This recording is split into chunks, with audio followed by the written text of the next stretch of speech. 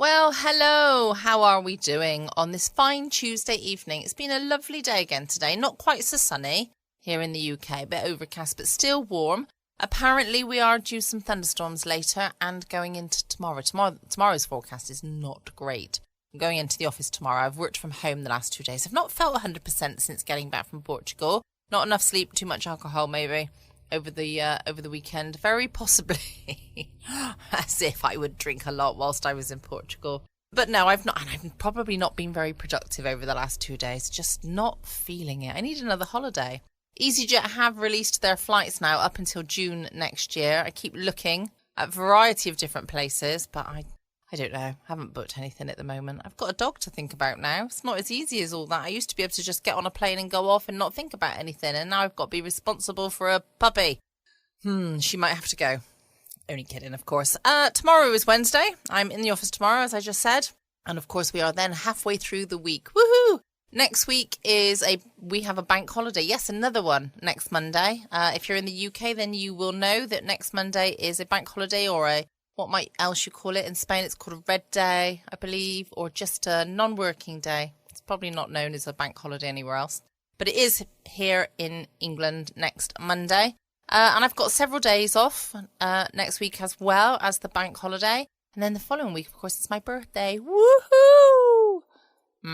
We don't worry about my birthday so much as I'm getting older. No. But let's not worry about that for now. Tonight, it's Tuesday, so we have Hancock's half hour. Well, that's not how I'm supposed to say it, is it? Hancock's half hour. Got a bit of a sore throat. Probably just didn't want to work for me properly then. Tonight's episode is called The Jewel Robbery. And we all know who the villain is in the cast of Hancock's half hour, don't we? Of course, the jewel thief is going to be played by none other than Sid James, because let's just face it, he is a dodgy geezer. Yes, of course it's going to be him. Wouldn't be Tony.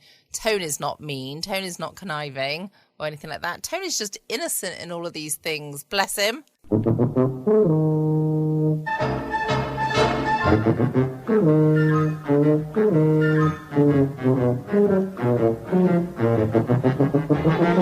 We present Tony Hancock, Bill Kerr, Sidney James, Andre Merry and Kenneth Williams in Hancock's half hour.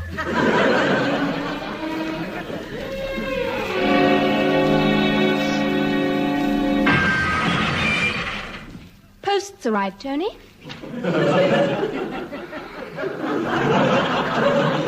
That postman will have to go. Let's see now. Water board, electric light company, telephone account, rates, final demand on the TV installments, income tax. Yes, do the usual with that lot. Here's a pencil. Thank you.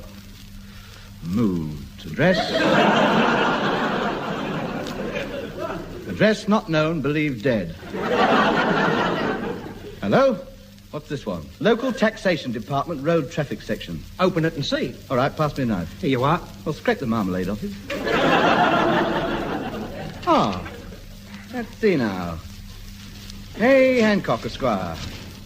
This is to remind you that your car licence expired last Thursday and should be renewed within 14 days of this date.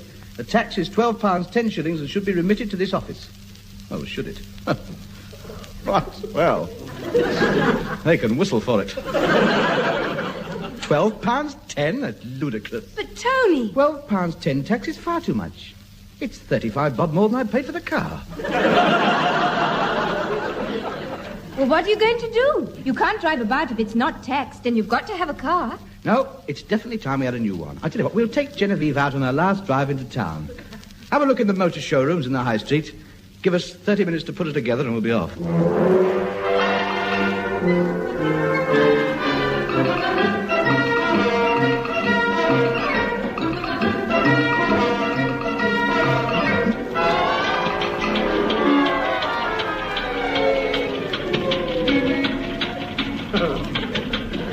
The showrooms are just over there, Tub. I think we'd better park the car on this side of the street. Why? The dustmen are collecting on the other side. Well, here we are. Hey, are you sure you got the right place, Tub? Well, of course. But this is a high-class dealer. He only does Rolls-Royces and Bentleys and the big stuff. Look, there's There's not a car in the window under £5,000. We'll be able to knock them down a bit.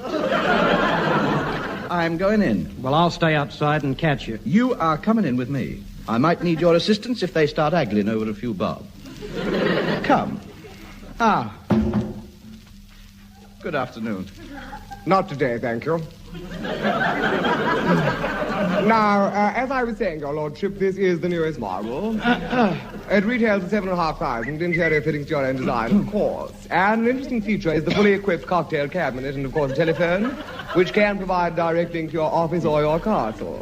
Now, the mahogany paneling is a feature that we are... Good afternoon. One moment, your lordship. Something is tugging at my coattails. I've just told you we don't want any. You don't understand, my good man. I, too, wish to purchase a Rolls Royce. We don't sell Rolls Royces to people in lounge suits. Will you please go away? My money's as good as what his is. Please. Please, don't ever mention money in here again. We prefer not to discuss such sordid subjects in the showroom. I'm terribly sorry. I had no idea. No, that's all right. No. No, well... I've hurt you. We have an entirely separate department to deal with that kind of thing.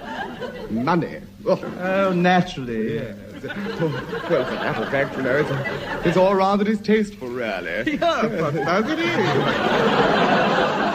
Yes, it brings the whole thing down to the level of a commercial transaction. Yes. Now then, a Rolls. Well, this particular model is quite a nice item, although we don't like to mention money. It's £7,500. For a man who doesn't like mentioning money, I think you've forced yourself admirably. Well, you know, it's quite a reasonable price, really. Yes, of course it is. £7,500.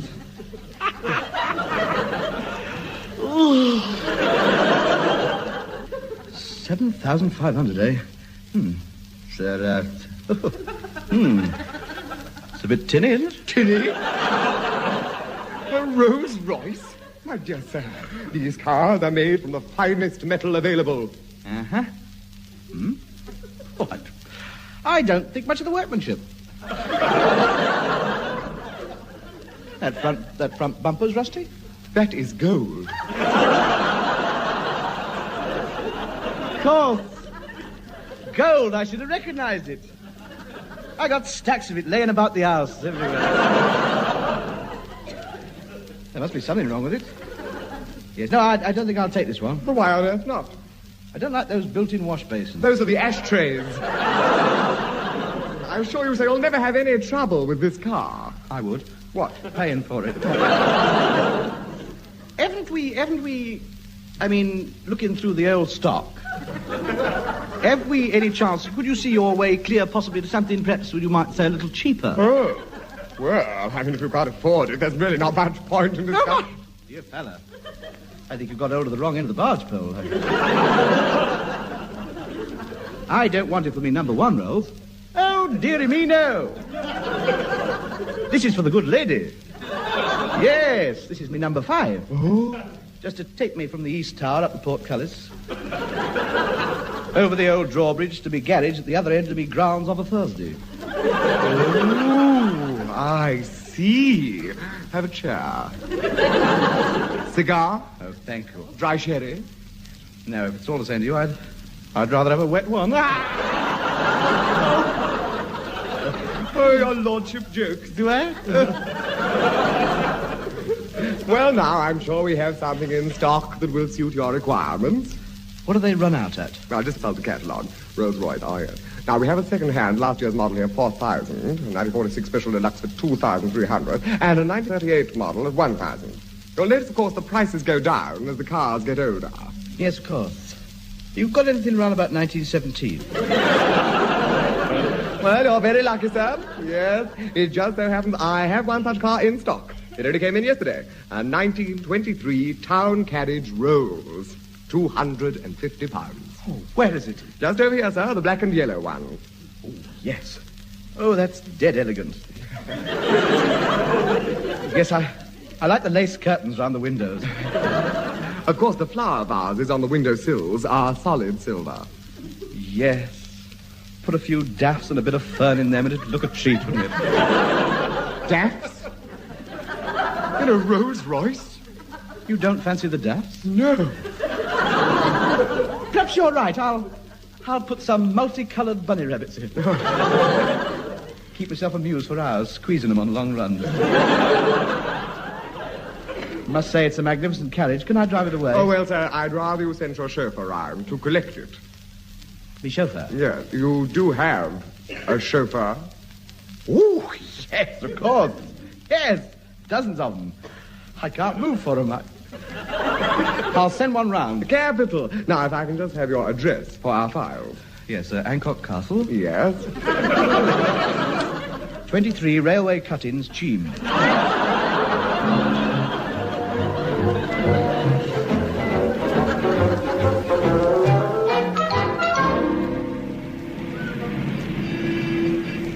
Oh, great. You're a bright boy, you are. Now you've got to hire a chauffeur. But, Tony, you can't afford a chauffeur. You're going to be hard put to pay for the car.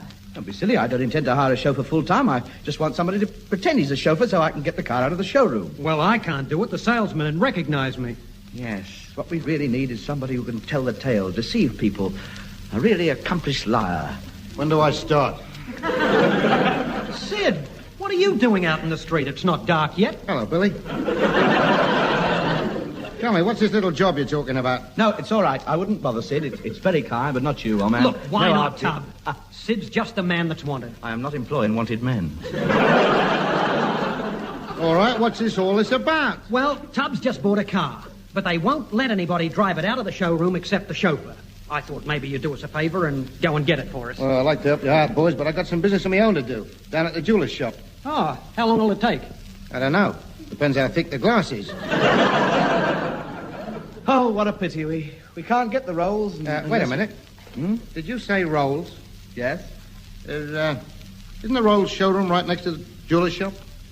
I believe it is. Yes. Tell me, how fast do you reckon this car of yours goes? Ooh. Well, it's a big one. 80 or 90 easily, I should think. Much as that, eh? Look, I'll tell you what. What? I'll do the 2 jobs in one. Would you really? Certainly. I'll pick the car up, leave it outside the jeweler's, get my business done, and come and pick you up. Oh, that's most kind of you. Not at all. Well, I don't know why I didn't think of it before. I'll go and see to it now. Wait a minute, you haven't got a uniform. Uniform? Of course, all chauffeurs have a uniform. Oh, just a minute. I know where I can get one.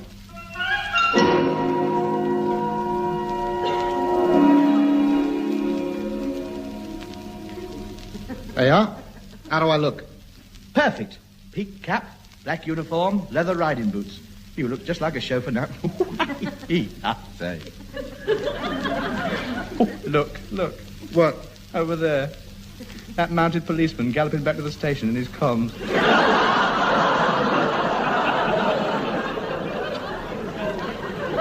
Yes. Yes, well, if you'll excuse me, I'll go and get the 2 jobs sorted out. Right, now, don't forget, Lord Hancock sent you. We'll wait for you on the corner over there. Right. Now, you might have to jump on a running board. I may be in a bit of a hurry. What a nice, helpful man he is. Charming, really charming.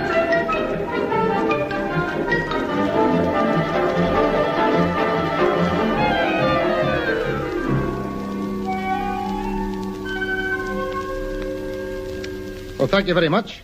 Lord Hancock will be very pleased with it. I'm sure he will. Goodbye. Ta-da.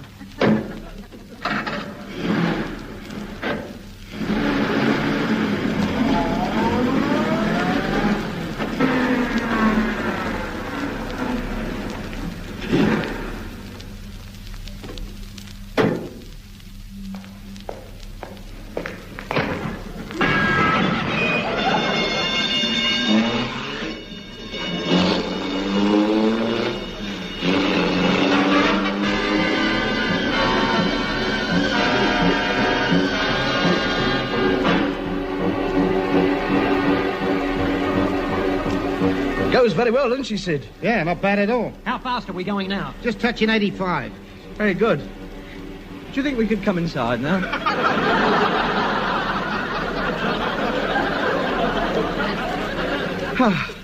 Oh, that's better. Nice, comfortable seats, aren't they? There's bags of rum back here, isn't there? Yes, we'll switch the radio on in a minute and have a dance. Oh, this is the life. Me own rolls. Boy, I bet a car this size is expensive to run. What's the petrol consumption like, Tub? Ruinous. 4 miles to the gallon. Costs $50 just to get it out the garage. But you won't be able to afford to run it. Nonsense. A couple of long bus queues and a ticket racket will pay for itself in no time. Still, there's no need to waste money by going so fast. Past the speaking tube. I wish to converse with Miss Chauffeur. Sid! Hello. Slow down a bit, Sid. Think of the fuel consumption. Hey, he's not taking any notice. He's going faster. He's driving like a mad thing. What's the matter with him? All right, Sid. Yes. You've had your little joyride. Ha ha. We've had enough for the day. You may drive us home. Turn right at the next corner. Never mind, you can turn left at the crossroads instead.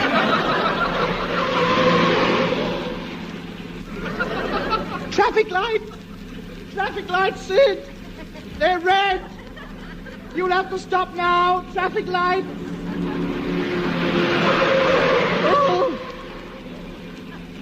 What's the matter with you? I'm colorblind. Sid, What? there's a car behind us. So what? It's ringing a bell. I wonder what it's doing that for. Probably selling crumpets. I shouldn't think he'll sell many doing 80 miles an hour. Wait a minute. That's not a crumpet seller. Sid, it's a police car. They're chasing somebody. Well, pull over. Let them go past. They might be in a hurry. Look out, Sid! Slow down. There's a policeman standing in the road. He's holding us up. Slow down, Sid. Look out, the policeman. Well, the policeman's not there now. No, he's sitting on the bonnet.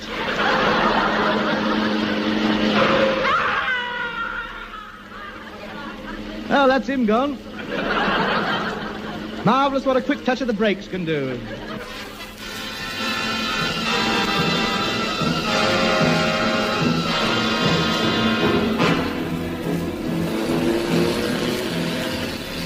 The police car's still behind us. Don't worry, you'll have to stop now. Look, we're coming to a level crossing and the gates are closed. You'll just have to stop and wait for the train to go past. I mean, he's got to stop, hasn't he? Hasn't he? I mean, the gates are closed, haven't they? He can't go through them, can he? Sid, stop the car, Sid. There's a good city boy. Look, big gates, closed. Big gates. Sid, stop the car! The gates are closed and the train is coming! Eyes down for the full out.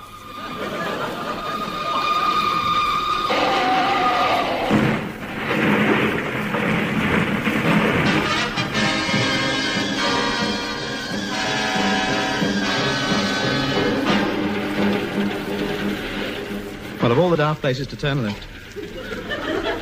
Straight up the railway line.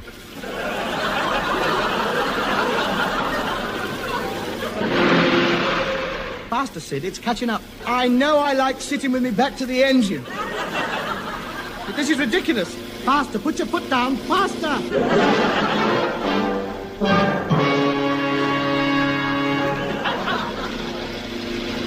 Phew, thank goodness we're back on the road again. Yes. Did you see the look on that porter's face when we drove up on the platform and straight out to the ticket office? The ticket collector was a bit annoyed, wasn't he? He got very shirty, just because we didn't have tickets.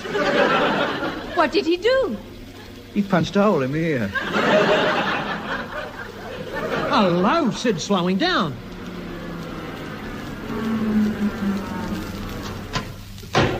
All right, you can get out and stretch your legs. We're stopping here for a minute. And about time, too. Now, perhaps you will be good enough to explain what you mean by tearing all over the countryside and risking our lives. Our lives. It's not good enough. It's my car. You were only hired to collect it, and I demand an explanation. Shut your cake hole.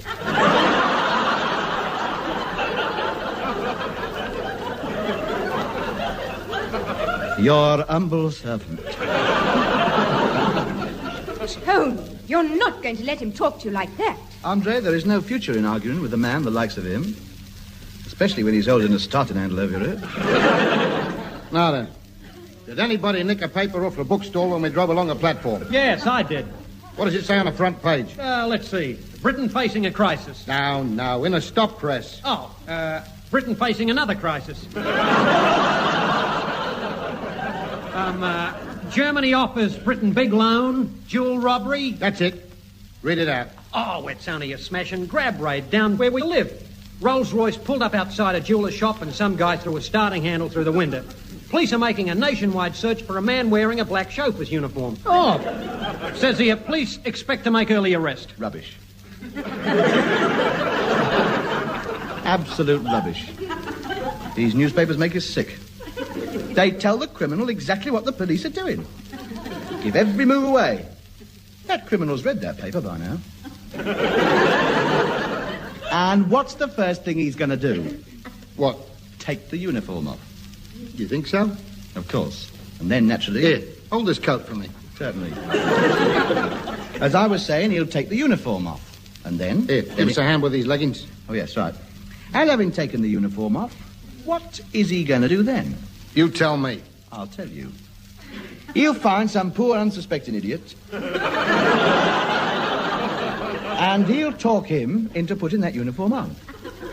He'll think of some stupid reason that this idiot will believe, and then... You know, I wish I had a body like yours. And then he... Eh? You know, I bet you look marvellous in a uniform. Oh, I don't know. I was in the boys' brigade once.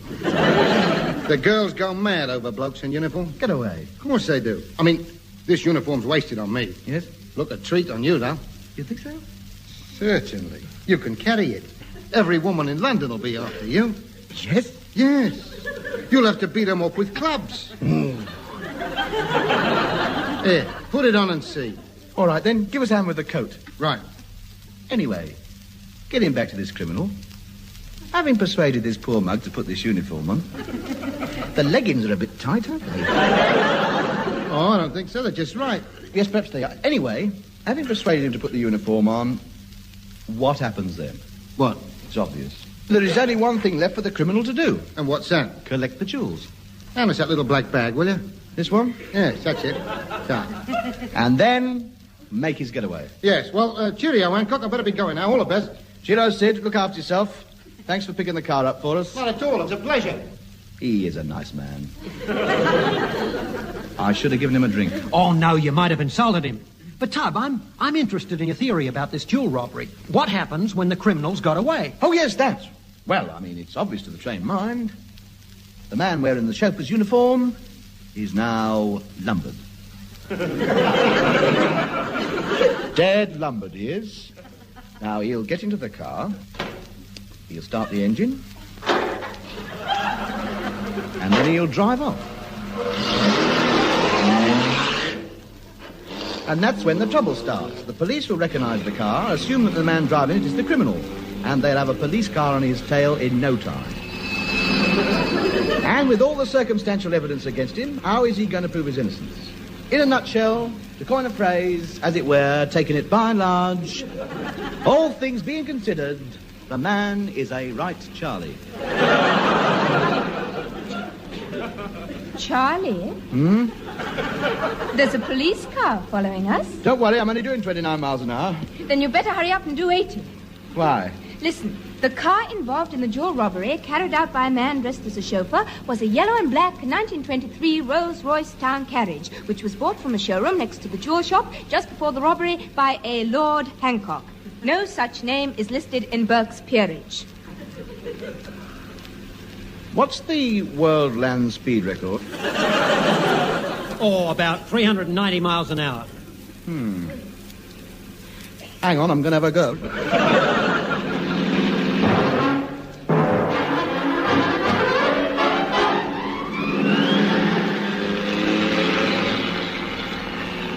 Any sign of the police car, Bill? No, I think we lost him at the crossroads.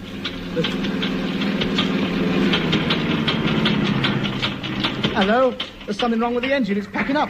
Oh, no, of all times to have a breakdown. Hurry up, Tony. See what's wrong. The police will be here in a minute.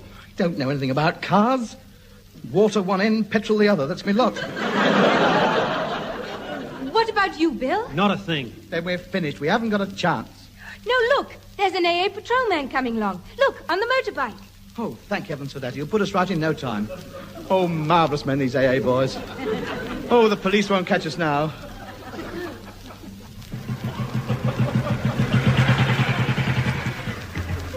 Good evening. Can I be of any assistance? Oh, blimey, bring on the handcuffs. What are you doing here? I'm an AA man. Where's the nearest RAC box? Oh, no, don't be like that. Now, let's see. What appears to be the trouble? Well, the car's broken down and I'm in a terrible hurry. It's always the way, isn't it? I always break down when you're in a hurry. Yeah, it's amazing, isn't it? Yeah. Now, listen, if you'll just... Now, you wouldn't believe this, but nearly everybody I'm called out to these days is in a hurry. Yes, I bet they are. They never get there, though. Oh, charming, yes. It's not that I'm not willing. No, of course not. No. I spend hours on them sometimes. Yes. Well, we got 2 minutes. Yeah, I believe I'm right, in saying that my record is 13 hours, 45 minutes and 15 seconds. That was your longest job? No, my shortest one. Yes. 13 hours, 45 minutes. Yes, but I finally found out what was wrong. What? They ran out of petrol. I got the cup last year. Well done. Well, I mean, it speaks for itself, doesn't it? 534 breakdowns in 2 weeks. What, all on cars? No, me motorbike. Here. Oh, here. They're trying to get rid of me, I can't understand that. Yes. I've been trying for 3 years to persuade the RAC to take me. And they wouldn't have none either. No? No, it took them 6 years to palm me off on the AA. Yes, well, please hurry up and try and mend my car. You see, they're after me. I've got 1 minute at the most. All right, don't panic. Control yourself. I'll have a look under the bonnet. Ooh, it's locked. That is the boot. Oh, so it is. The boot, eh? I wonder where they'll think of putting them next. Get on with it. They'll be here in a minute. All right, now let's see now. Now, let's open the bonnet. Ooh. Oh, yes. I can see now why it isn't going. Why not? The engine stopped. What do you mean? He's right, He's right, it has stopped. He's a mechanical marvel. I think I know how I can do it. Oh, good. How? Well, I'll have to get underneath the car. Well, go on then, get under. Oh, I can't do that.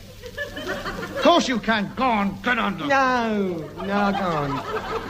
I'll get myself all dirty. And I'll tell you, this is a new uniform. If I get this dirty, they'll have good excuse to get rid of me then, won't they? But you've got to get this car going. It's a matter of life and death. I'm not getting under that car in the uniform. But you've got to...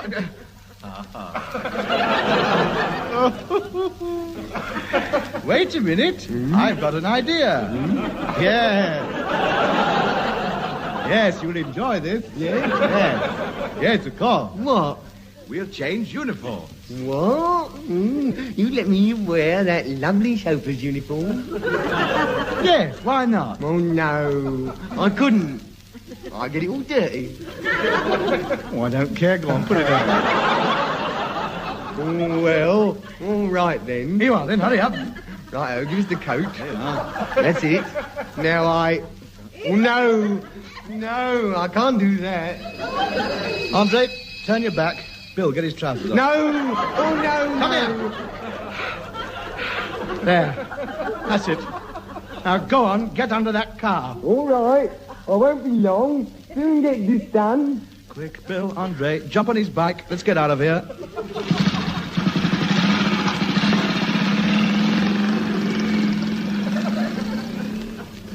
I'll have this done in no time. There's nothing much wrong with it. The axle's broken, that's all. Bit of sticking plaster, it'll be as good as new. So let's see now. I've got me...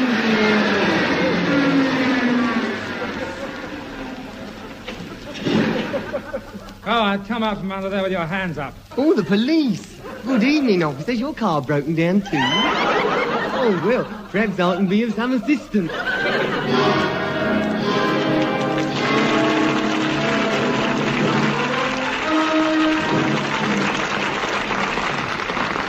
This has been Hancock's Half Hour, starring Tony Hancock with Bill Kerr, Sidney James, Andre Melly and Kenneth Williams.